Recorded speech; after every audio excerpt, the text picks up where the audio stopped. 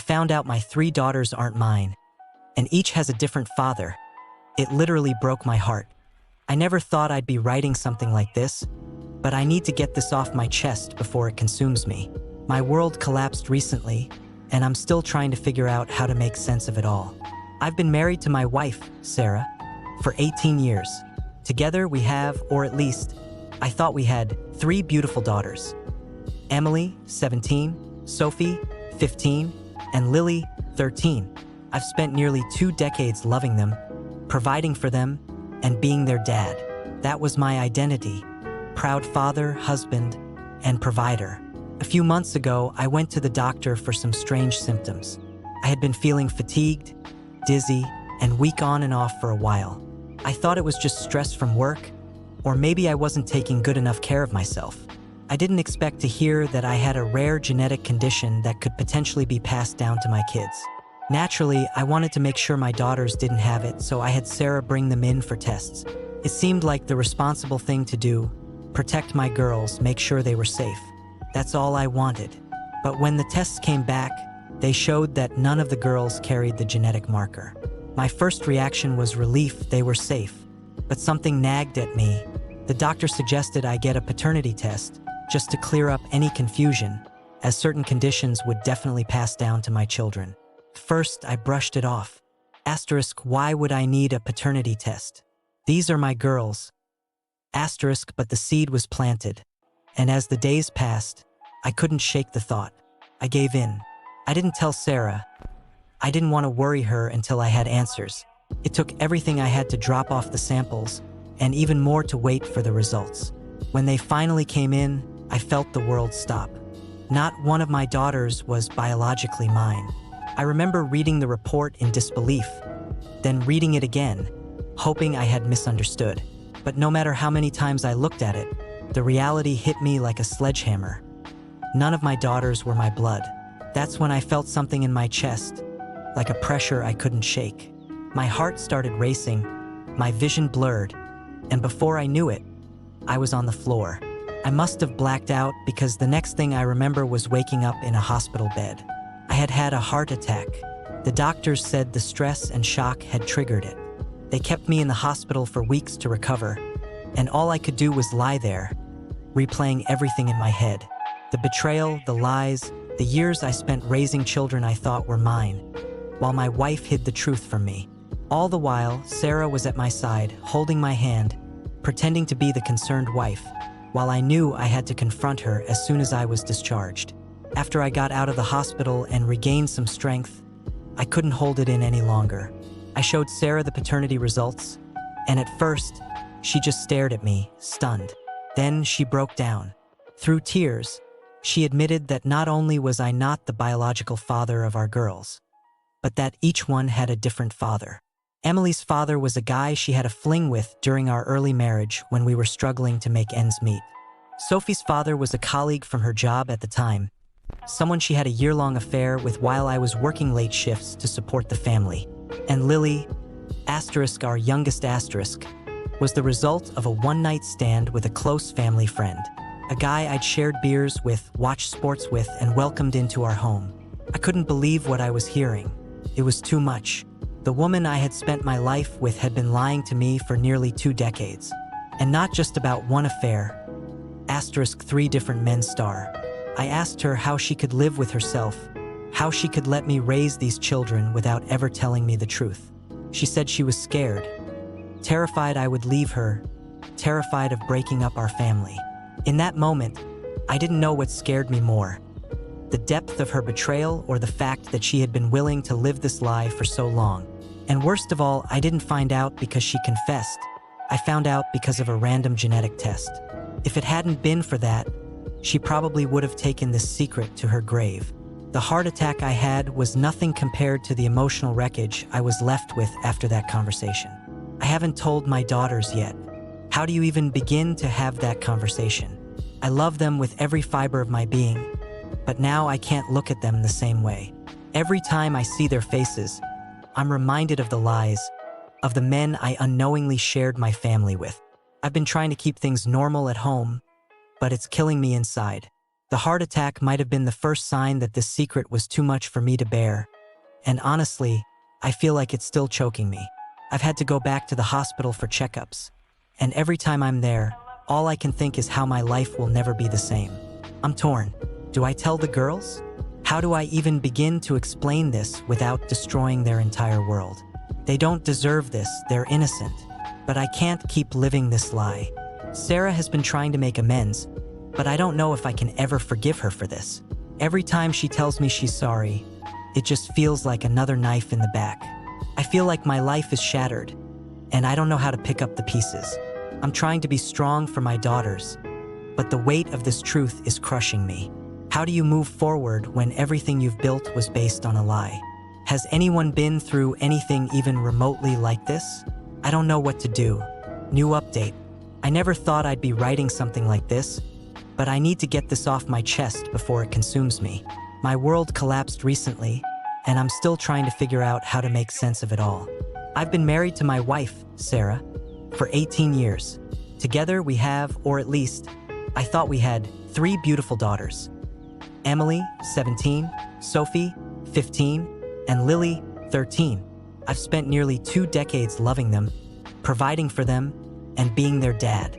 That was my identity. Proud father, husband, and provider. Months ago, I found out through a genetic test that none of my daughters were biologically mine. I confronted Sarah, and she admitted that not only had she been unfaithful, but each of our daughters had a different biological father. The betrayal was devastating, and the stress from it caused me to have a heart attack. I spent weeks in the hospital trying to recover, but emotionally, I was still shattered. As hard as it was to process, I couldn't ignore the reality any longer. My daughters had a right to know the truth. I agonized for weeks about whether or not to tell them.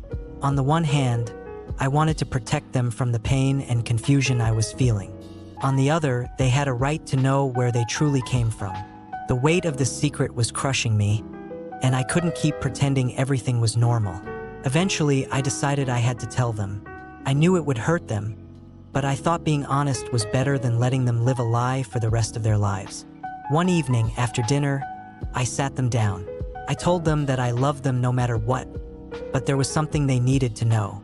I'll never forget the looks on their faces as I explained that I wasn't their biological father, that each of them had a different biological father. Emily looked stunned, like she couldn't believe what she was hearing. Sophie was crying quietly, trying to make sense of it. And Lily just sat there, staring at me. Her face went pale, and her eyes were wide with shock. Then she got up and walked out of the room. I followed her, calling her name, but she ignored me. She grabbed her jacket, stormed out of the house, and slammed the door behind her. I tried to go after her, but she ran down the street before I could catch up. I thought maybe she just needed some space and would come back once she'd cooled off. I never imagined what would happen next. Lily didn't come back that night, or the next. At first, we thought maybe she was staying with a friend, or that she'd come home when she was ready. But after a couple of days with no word, I started to panic. We called her friends. None of them had seen or heard from her. I called the police, filed a missing person report, and we started searching everywhere. We combed through parks, the places she used to hang out, and even checked bus and train stations. It was like she had vanished. Weeks turned into months, and there was no sign of her. No messages, no calls, nothing. I've never felt so helpless in my life.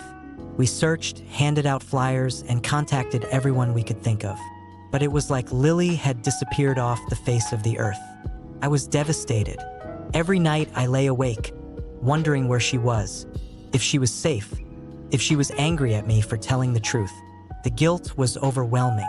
I kept thinking, did I make a mistake by telling them? Maybe if I had just kept quiet, Lily would still be here. She had always been the most sensitive of the 3, the one who took things to heart. I should have known the truth would be too much for her. The police did everything they could, but as the weeks dragged on, their leads dried up. It was like she had fallen into a black hole. Sarah and I barely spoke. How could we? She knew this was a direct consequence of the lies she'd kept hidden for so long.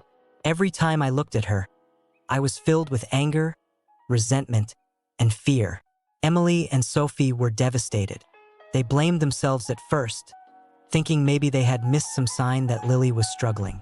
But as time went on, the tension between them and their mother grew. Emily moved in with a friend for a while, unable to be in the same house as Sarah. Sophie withdrew into herself, barely talking to anyone. Our family was falling apart. As for me, I'm just trying to keep it together.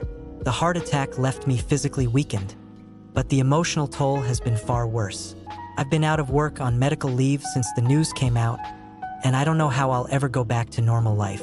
Every day without Lily is a constant reminder of the damage that has been done, and I can't help but wonder if she's okay, or if I'll ever see her again. We're still looking for her. I haven't given up hope, but every day feels like a battle I'm slowly losing. The guilt, the sadness, and the fear that I may never see my daughter again eat away at me constantly. If anyone reading this has advice or has gone through something like this, please let me know. I feel like I'm drowning, and I don't know how much longer I can keep my head above water. Lily, if you're out there, I love you. Please come home. Update 2. I never imagined I'd have so many updates to this story, but here I am. After months of searching, worrying, and agonizing over what happened to my youngest daughter, Lily, we finally got some closure. But that closure came with even more painful truths and a decision that changed everything. A few months after Lily ran away, she finally came home. One evening, out of the blue, I heard a knock on the door. I opened it, and there she was, standing on the porch, looking exhausted and worn but alive. Relief washed over me. I hugged her tightly, barely able to hold back my tears. I kept asking if she was okay, where she had been, if she was hurt. She didn't say much at first, just that she was sorry for disappearing and that she needed to talk. We sat down, and that's when she dropped another bombshell. Lily explained that she had always known the truth. She had known since she was 10 that I wasn't her biological father. She overheard her mother, Sarah, talking to someone about it one night when she thought no one was around. At the time, Lily didn't fully understand everything, but she kept it to herself. Later, when she was old enough to understand what it meant, she confronted Sarah about it. Lily asked why she hadn't told me the truth, and Sarah begged her not to say anything to me. She told her that revealing the secret would destroy our family, that I would leave them, and that everything would fall apart. Sarah emotionally manipulated Lily into keeping quiet for years, making her carry the weight of this horrible secret. Lily told me she didn't know how to live with that. She had watched me love her, care for her, and sacrifice for our family, all while knowing I was living in the dark. And when I finally told them the truth, she couldn't handle it. She felt like everything was crashing down, and the guilt of keeping that secret had overwhelmed her. That's why she ran. For months, she stayed with an old friend in another city, trying to sort through the mess in her head. She didn't reach out because she was too ashamed and too afraid of how I would react if I found out she had known all along. Hearing all of this broke my heart. My poor daughter had been carrying this enormous burden for years, and I hadn't even known. I hugged her and told her none of this was her fault. She was just a child when all of this started, and she should never have been put in the middle of something so toxic. I felt a wave of anger towards Sarah that I hadn't felt before, not just for what she had done to me, but for what she had put Lily through. After that conversation with Lily, I knew what I had to do. Things between Sarah and me were already strained to the breaking point, but this new revelation made it clear that there was no way forward for us. The trust had been shattered beyond repair, and there was no coming back from the lies, the manipulation, and the betrayal. We filed for divorce a few months later. It was amicable on the surface, but the damage had been done.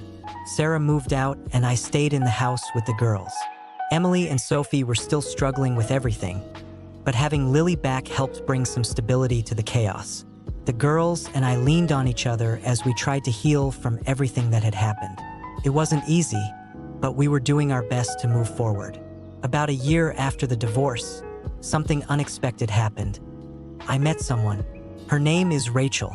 We connected through a mutual friend, and at first, I wasn't even looking for a relationship. I was still dealing with the fallout of my own broken family. But as we got to know each other, I found out that Rachel had been through something eerily similar. Rachel had been married for 12 years when she found out that her husband had fathered a child with another woman during their marriage. It wasn't exactly the same situation, but she understood the deep betrayal, the trust issues, and the pain of having your entire world turned upside down. We bonded over our shared experiences, and in time, our connection grew stronger. Rachel has been a blessing in my life. She understands my scars because she has them too. She's patient, kind, and supportive, and for the first time in a long time, I feel like I have a future that doesn't revolve around the pain of the past. The girls have met her, and they've started to warm up to her, especially Lily, who sees her as a mother figure she can actually trust. Rachel's presence has been healing for all of us. Looking back, I never thought I'd make it through the nightmare of finding out that my daughters weren't biologically mine. The heart attack, Lily running away, and the divorce. It felt like my life had been ripped apart, and I didn't know how I'd ever pick up the pieces. But now, for the first time in years, I feel like we're on a path toward healing. The scars will always be there, but my relationship with my daughters has grown stronger because of what we've been through. I'll always be their dad, no matter what. Blood doesn't define that. And now, with Rachel by my side, I feel like maybe, just maybe, I found a second chance at happiness. Thank you to everyone who has followed my story and offered support. It's been a long and painful journey, but I'm finally seeing the light at the end of the tunnel. Update 3. I never imagined how far things would spiral after discovering the truth about my daughters and my ex-wife Sarah's betrayal. After the divorce and everything that followed, I thought I had finally begun to heal, to rebuild my life. But life had another twist in store, this time involving Sarah in a way I never saw coming. For the past few months, we had very little contact. The divorce was finalized, and our interactions were mostly through text or brief conversations about the girls. I had assumed she was trying to move on with her life too. But as it turned out, Sarah was sinking deeper into a place I couldn't have imagined. I found out a few months ago that she had fallen into drug addiction. The signs were there, but I had missed them in the chaos of everything else. After the divorce, Sarah struggled to cope. She had lost her family, her stability, and the facade she had maintained for so long. Her guilt and shame consumed her, and instead of seeking help or facing her problems head-on, she began using drugs to numb the pain. At first, it was subtle, maybe a few bad decisions, but before long, it escalated. She lost her job, blew through her savings, and eventually, she lost her apartment. One evening, I got a call from Emily, our eldest. She told me that she had seen her mother in a really bad state, strung out, dirty, and clearly not in her right mind. Emily had run into her downtown, panhandling near a bus stop. She was too shocked to even approach her. Hearing this shook me to my core. As much as Sarah had hurt me, she was still the mother of my children, and it devastated me to think of her like that. The next day, I went to look for her. After hours of searching, I found her sitting outside a convenience store, barely recognizable. She looked like a shell of the woman I had once loved, the woman I had shared 18 years of my life with. Her hair was matted, her clothes were filthy, and her eyes were hollow, as though she'd been drained of everything that once made her Sarah. When she saw me, she broke down. Tears, apologies, and slurred words tumbled out of her as she told me how sorry she was. She begged me to forgive her, to give her another chance to be a part of our lives. She admitted that she had lost everything and didn't know where to turn. She had no money, no home, and was living on the streets, completely lost in her addiction. It was heartbreaking to see her like that. In that moment, I felt so many conflicting emotions: anger, sadness, pity, and even a flicker of the love I used to have for her. I realized that as much as she had wronged me, she didn't deserve to be left like this. But I also knew I couldn't allow her back into our lives, not after everything that had happened. Too much damage had been done. So I made a decision. I helped her, but on my terms. I took her to a rehabilitation center and paid for her to enter treatment. I made sure she had a roof over her head, at least for the time being, and that she had access to the resources she needed to get clean. But I made it clear that this was as far as my help would go. I wasn't taking her back into my life. I wasn't taking her back into the family. She had burned those bridges long ago. The girls were torn about the situation. Emily and Sophie were deeply conflicted. They were angry with her for what she had done to our family, but seeing their mother in such a state hurt them. Lily, surprisingly, had the clearest reaction. She told me she wanted nothing to do with Sarah until she had her life together. It was a hard stance, but after everything Lily had been through, I understood. Sarah stayed in rehab for a few months, and from what I've heard, she's making some progress. But addiction is a battle that isn't won easily, and I know it's going to be a long road for her. She's tried to reach out to me a few times since, asking for more, begging for a second chance at rebuilding the family she tore apart. But I had to stand firm. I can't let her back in. I've started to build a new life, and going backward isn't an option. I'm still with Rachel, and she's been a rock for me through all of this. Having someone who understands the pain of betrayal has helped me find strength I didn't know I had. The girls are slowly finding their way too, though it's still a struggle. I can see how all of this has affected them. Emily is more guarded. Sophie is still dealing with trust issues, and Lily is still working through her own emotional scars. But we're healing together. Sarah's fall into addiction and homelessness was tragic, but it was a stark reminder that choices have consequences, sometimes ones that go far deeper than we expect. I will always care about her because she is the mother of my children, but I can't ever go back to what we had. That part of my life is over, and it's time for both of us to find our separate paths. I hope she finds peace one day, but I can't be the one to save her. Not anymore. Thank you again to everyone who has followed my story. Your support has meant more than you know. It's been a long, hard road, but I'm finally starting to see a future where the past doesn't define me.